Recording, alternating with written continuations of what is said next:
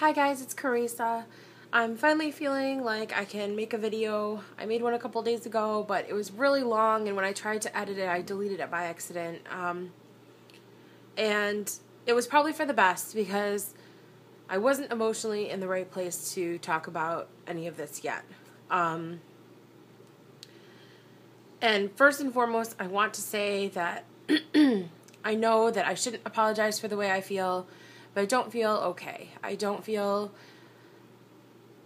good, and I attribute a lot of that to really trying to pump myself up and really be positive. Some of you are so positive and so,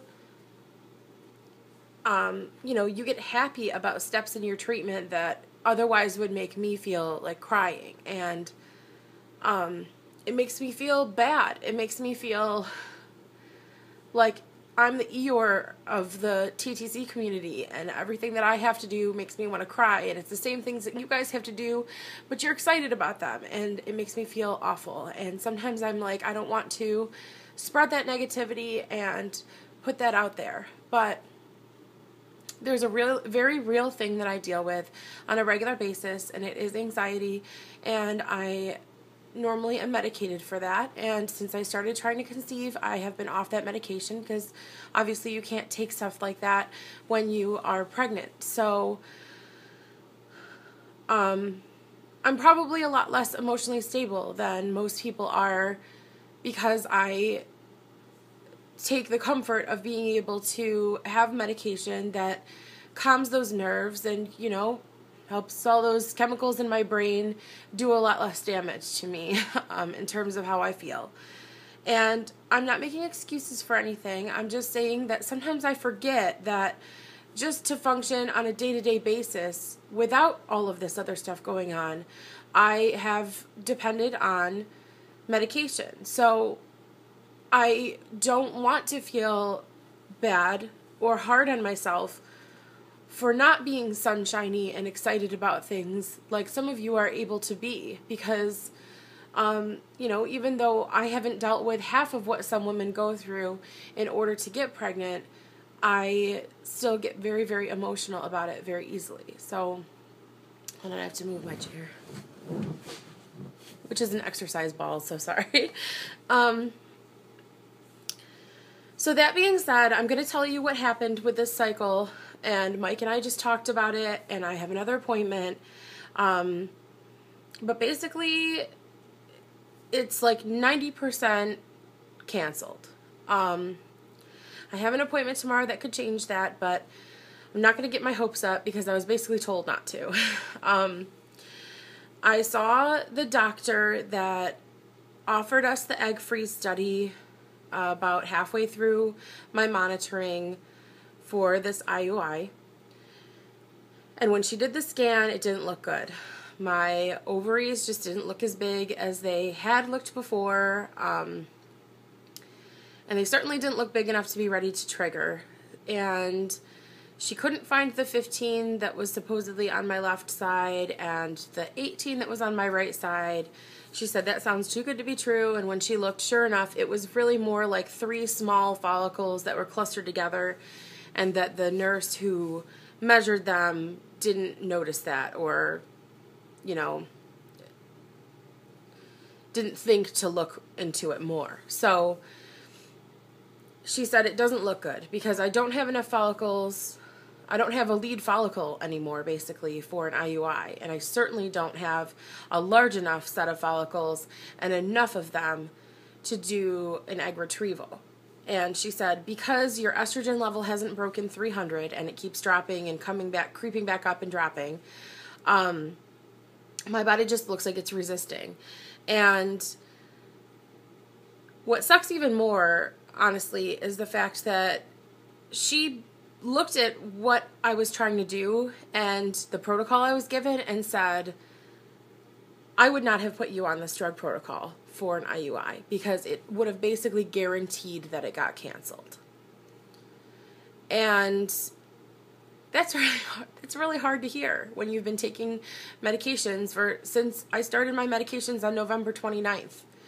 So to get this far into it and to be told that I had like a safety net, like if this doesn't work, we can do this. But now I'm being told it's all not possible, and it's basically because you weren't even on the right drugs to begin with.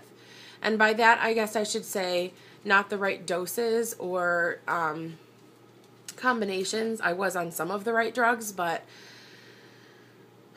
what she told me was, because I got to the point where they jumped me up to 225 units of gonal F. They were like, you're not responding at 150, we're going to boost you up to 225. I had 2 days worth of 225 doses, and when I walked in, my follicles were just almost completely gone. And she said, you know, she said, we can keep stimming you, but there's not going to be any eggs in those follicles. She said, when you force your body like this, and when it's just not growing or progressing, it's very unlikely that there's anything actually going on. You might grow these follicles, but the quality of them is not going to be anything to work with anyway. So she wasn't telling me I couldn't keep going, and if I certainly personally wished that I could or wanted to, they would have supported that and told me what to do. But she said, you know, in cases like this, when I look at it, I'm not seeing anything that's productive towards a good cycle. So basically she said that the drug protocol that I was put on, which is the same one that I was on for IVF, she said, well, that's because that's what's ideal for IVF. Your doses are smaller, but the way that we kind of attack the plan, it's to bring as many follicles to that point as at once as we can. So for an IUI, obviously you don't want to do that. You want 1 or 2 really good lead follicles, 3 at the most. And so what I was doing from the start was wrong. And that's really frustrating. I mean, so many emotions go through you when you hear something like that. And granted, this cycle was covered by insurance, but it still cost me money. I still had to pay $40 for every visit. Last week I was there every day but Wednesday and Saturday, or Wednesday and Sunday. And the week before that was just about the same. You know, I'm making the trip, I'm taking the time, I'm putting in all of this work, and at the very least, what I'm losing is time. I'm losing, you know, here goes another cycle, 2 months, almost 3 months that I've been dedicating towards this, and look where we are. It's nothing. So it's a kick in the gut. It's really hard to hear, but it's over. There's nothing I can do about that. She said that what she would have done is a mini IVF, which is the protocol where you take 5 days of Clomid or Femara, and then you do a small, short injectable cycle after that. So I don't really know what to do. At this point, she had another woman in the room. I think she's a nurse or something. She was like shadowing her. It just, the mood in the room just felt really heavy, because I had 2 sets of eyes staring at me with just, you know, like pity and so much sympathy, and, you know, they're looking at me like, go ahead and cry because you deserve to, you know, and I'm trying so hard not to, and they're handing me tissues, and I was like, I just don't even know what to say, you know, and they're like, well, what do you think, or what do you want to do? And these are questions I have no answers to. And basically they like asked me to just let it out, just cry, just say what you're thinking, because, you know, they don't want me to go home and not have questions answered and things like that, but I didn't even know where to go next or what to say. And they, you know, a lot of times doctors will say, well, patients get upset. She said, patients get upset when we suggest you go back on Clomid or Femara. They're like, I already did that and it didn't work. And so she almost was insinuating, like, if we had offered that to you, you would have said no. And she said a couple things like that. So finally I had to say, even though I could barely speak, I was just so overwhelmed. I'm crying and I didn't know how to talk. But I was like, I'm not like your other patients. I am at your mercy. I don't know these things. I'm not a doctor. I'm the one who's coming to you for help. So if you tell me what to do, that's what I'm going to do. I'm not going to say no. And obviously, Clomid and Femara I've done before, but not with injectables. I wouldn't have said no. And I don't know if that was her trying to, like, make me feel better about what happened. I don't know. I can't process it. The biggest and most gut-wrenching thing about it was knowing I had to go home and break Mike's heart and tell him that there was nothing more we could do and we have to just start over again. Which is fine. But we've done that so many times, and I feel like at some point we should be allowed to be upset about that. It should be okay for us to want to cry about it. And that's where I hesitate to bring that to this community or to my friends or family, because after a while, people get sick of hearing the bad news. People want to say things like, maybe you shouldn't think about it so much, or maybe you should take a break, or, people try to comfort you. And it's the last thing you need to hear. So, all I wanted to do was cry, and I didn't even want to think. I let myself for a good 2 or 3 days. When I didn't have to work, I let myself just sleep through it. I felt like that was the best thing to do.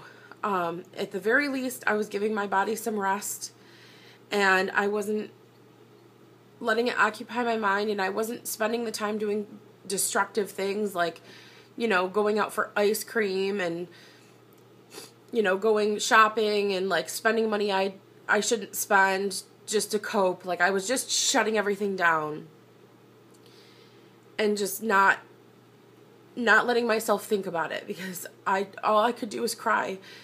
And I barely could even tell, like, obviously there's people that I do have to tell about it, like Mike, and, I told my sister, and it's hard because I couldn't even talk about it without crying. I still can't talk about it without crying. But I needed some time. I needed time to just, because ultimately what happened was the doctor called me that afternoon and said, your estrogen level dropped again. There's nothing more we can do. The only hope we have, but it's a very small hope, so please don't get too excited about it, but in a week we can check your follicles again, and if by some miracle, by backing off the drugs, your body could kick into it on its own and be like, hey, I'm going to take over from here and grow follicles that are real, true egg-bearing follicles, and we can still do an IUI. She said if you don't want to do that, you can even do a trigger and just timed intercourse and just see how that goes. And she said, and she has seen that work before, she's seen that happen before, but it's very rare. It's not like, it's not nearly as effective as the things we were trying to do, but she wanted to make that appointment with me, so I made that appointment for tomorrow. And in the meantime, I was to not do anything more with my drugs for the whole rest of the week. This is after, of course, we anticipated I would need more meds, so I had already had meds, and they were coming to the house that day, extra pens, extra everything, so that I would be ready for it. And she said, I want to make sure that you're okay, and I apologize if my approach is not, she said some people don't respond well to my approach, but I really want to be forthcoming and tell you what I think needs to be done and what didn't work, and I thanked her for that, and I felt bad that maybe I hadn't before. And I said, no, this is what I need, because when I was in her office, I said, I feel like I need someone to tell me what to do, because I don't have the knowledge or the experience to know what's best in this case. And so she said, well, if that's what you want, I will tell you what I think you need to do. And she asked me before she started, did you have your follow-up consultation after your IVF session? And I said no, because when I got my blood work results, I asked, is there any kind of follow-up meeting? And the woman who called said, usually not until there's several failed cycles, and then you need to try and figure something else out. So I was a little surprised and put off by that, but when I told her, she goes, absolutely not. You can have follow-up meetings with those doctors whenever you want to. All you have to do is call and ask. She said the waiting list is kind of long, but you can do it as many times as you like, and it doesn't matter when you do it.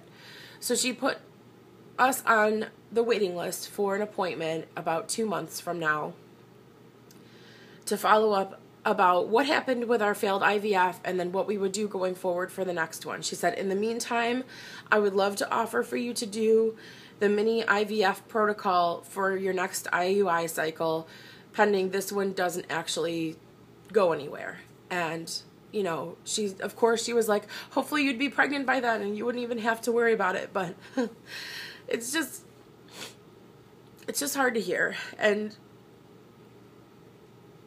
she wouldn't get off the phone with me until she knew I was okay, which I really appreciate. But I told her, I just feel bad because I know that people go through so much more than what we're dealing with. Not that we haven't been through a lot, but I just feel guilty being upset, but I can't help it. And she said,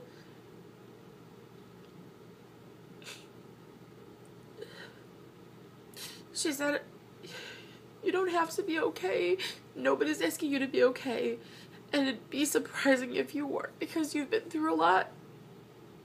And you're going to be going through a lot.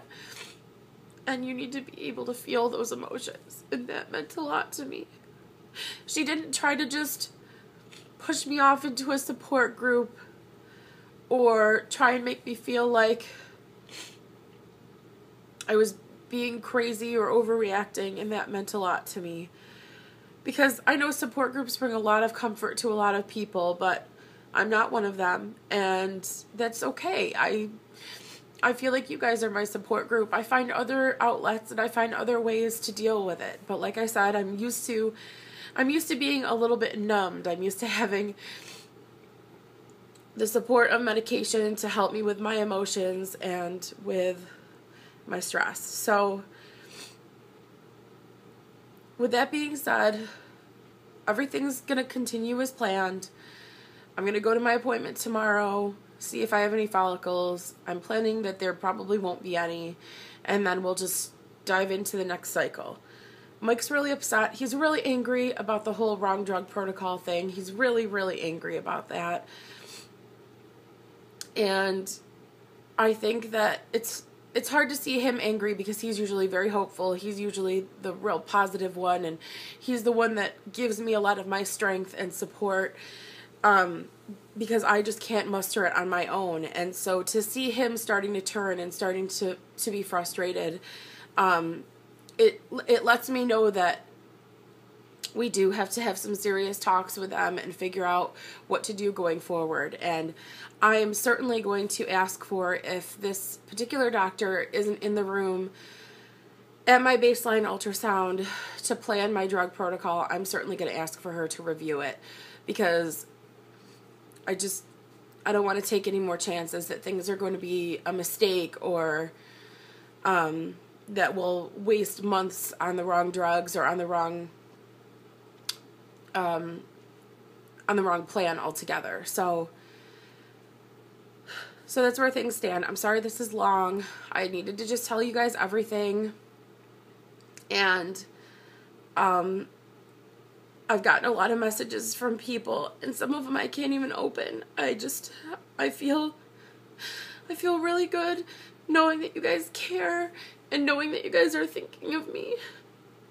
It's just really hard to lie to you. I don't want to write to you and say I'm okay and things are great, you know. I also don't want to write to you and complain.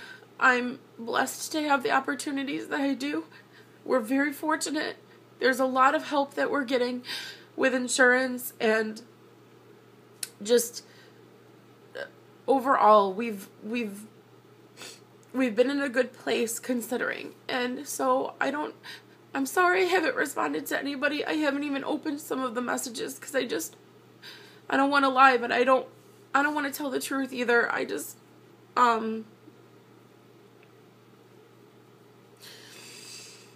need to take some time.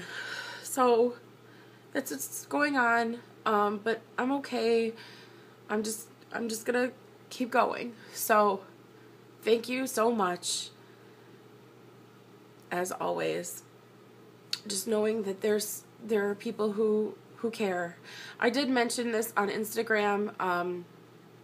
Instagram might seem like a weird place for me to talk about these things, but it's a little bit more intimate than my Facebook, and I know that a lot of you are there, so the day that this all happened, I kind of mentioned it, so some of you did know a little bit of what was going on, but that's all I've got for you right now, and I will let you know how everything goes tomorrow. I love you guys. Thank you so much. Thank you. Thank you. I'll talk to you tomorrow.